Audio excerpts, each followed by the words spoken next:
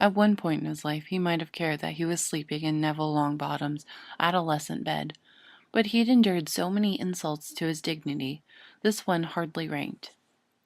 The bed was comfortable, warm and clean, making it a welcome change. Ushanka draped herself over his chest protectively, and allowed him to periodically reach for her. The warmth of her fur and contented rumbling purr provided a peace he hadn't felt in years. Sleep didn't come easily, as his thoughts were consumed by a myriad of worries. Most troubling was his homelessness.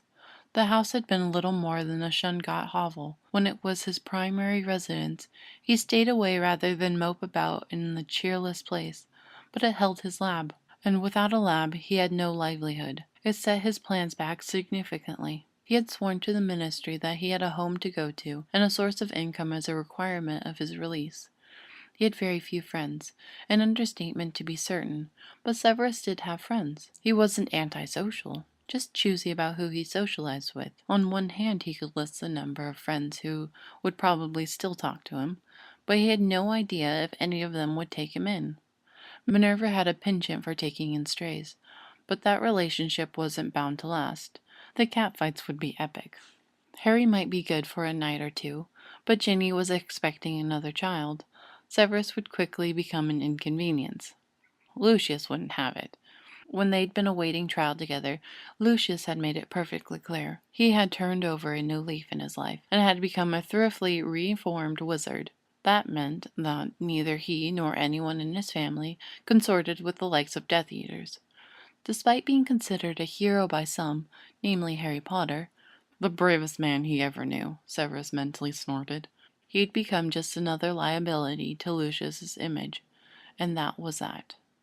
Augusta wouldn't turn a man out for the night, but her offer had been conditional. When Neville came home, Severus would have to leave. He would be homeless and in violation of his contract. Would the Aurors come for him? Haul him back to Azkaban?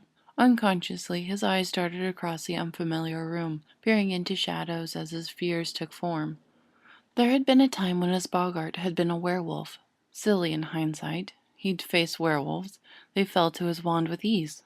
It was the Aurors he couldn't take. They overwhelmed and outnumbered him, shackling him with bureaucracy and paperwork, stealing his freedom and self-worth.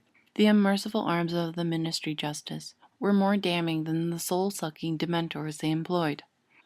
Sometimes, when niggling doubt crept in, he wondered if he had backed the wrong horse. Albus had given him overcrowded classrooms and mediocrity. Lord Voldemort had rewarded him with status and promised great fortunes. Instead of serving in heaven, he could have been a ruler in hell. He could have done it, too. A quiet word to Potter, and the fate of the entire war could have changed directions.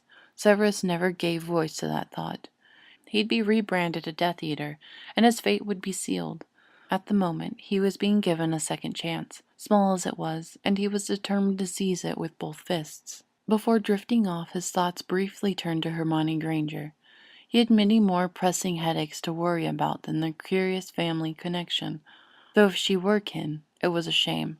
She had turned into quite a worthy witch, and unlike most of the inbred wizarding gentry, he had no desire to kiss a cousin.